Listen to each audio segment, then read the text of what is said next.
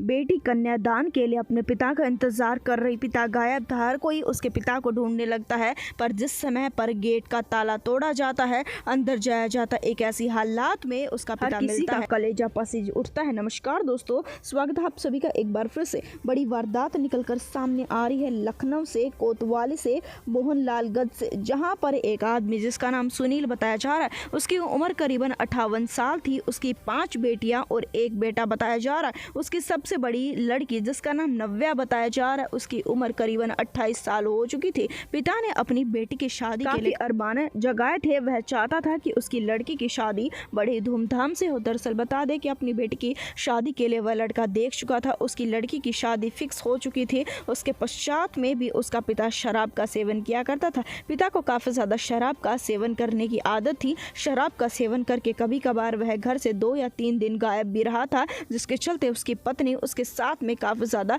गुस्सा भी रहा करती थी। पर उसकी हरकतें इसी प्रकार की थी। दरअसल बता दें कि सुनील खेती बाड़ी किया करता था। आज भी कुछ ऐसा ही होता है। लड़की की शादी को बस 6 ही दिन बचे हुए थे और उस समय पर पिता घर पर आता है। हर कोई तो लड़की की शादी की तैयारियों में जुटा हुआ था और पिता अपने दोस्तों के साथ में शराब पी कर मौज मस्ती कर रहा था। जिस समय पर वह घर पर पहुंचता है, वहां पर घर पर रिश्तेदार भी मौजूद थे, जिसके चलते वह उस आदमी को खरी खोटी सुनाना शुरू कर देते हैं और कहना शुरू कर देते हैं कि तुम्हारी लड़की की शादी है और तुम्हें शर्म नहीं आती। ऐसी कांड करते हुए अपने दोस्तों के साथ में अभी तुम अय्याशी कर रहे हो, शराब का सेवन कर रहे हो। पिता को इस बात से काफ़ी ज़्यादा बेइज्जती महसूस हो जाती है, जिसके पश्चात में वह अपने आप को एक कमरे में बंद कर लेता है। अपने पिता के लिए चिंतित हो जाती है और पिता को मनाने का प्रयास करती है। नव्या सुबह अपने पिता को मना चुकी थी। पिता भी अपनी बेटी की शादी की खुशी में खुश रहना चाहता था। कोशिश करता है कि अभी वह खुश रहेगा, इसी वजह से वह चुप रहता है। रिश्तेदारों ने जो बात कही थी वह उसे चुप रही थी, जिसके चलते आज उसकी लड़की की शादी होने वाली थी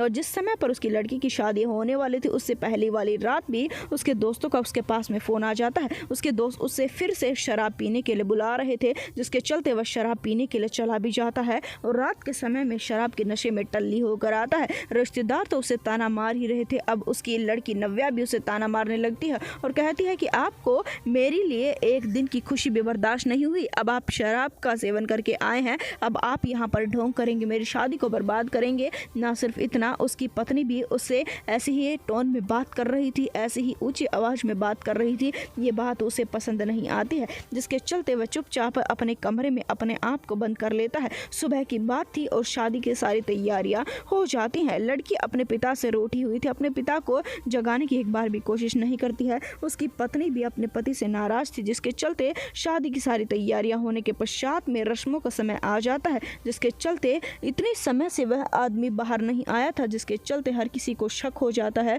और जैसे ही इस गेट को तोड़ा जाता है, अंदर जाया जाता है, एक ऐसा नज़ारा अंदर देखने के लिए मिलता है, देखकर हर कोई हैरान रह जाता है। लड़की की सारी शादी की खुशियां मातम में बदल चुकी थी। अंदर का नज़ारा देखकर हर कोई हिल जाता है, पैरों तले से जमीन खिसक जाती है। वह देखते हैं कि अंदर उसके पिता ने फांसी के फंदे पर अपने आप को लटका लिया था। अब लड़की की शादी के समय पर यह सब कुछ हो गया था। लड़की का रो रो कर बुरा हाल था। अपने पिता से लड़की काफ़ी ज़्यादा प्यार करती थी। उसकी पत्नी का रो रो कर बुरा हाल था। लाश को नीचे उतारा जाता है, जिसके पश्चात में घर के समझदार लोग मिलकर ये फैसला करते हैं कि अभी इसका अंतिम संस्कार नहीं किया जाएगा, पहले लड़की की शादी को संपन्न किया जाएगा, उसके बाद में अंतिम संस्कार होगा। इसी वजह से पहले लड़की की शादी को कराया जाता। एक तरफ लड़की की शादी, दूसरी तरफ पिता की अर्थी उठ रही थी, जिसके बाद में उसके पिता का अंतिम संस्कार करवाया जाता। उसके समय तक उसके पिता की लाश को मोर्चरी में रखवा दिया गया था। इस वारदात को जितना उसके उतना शेयर कर दे, चैनल को सब्सक्राइब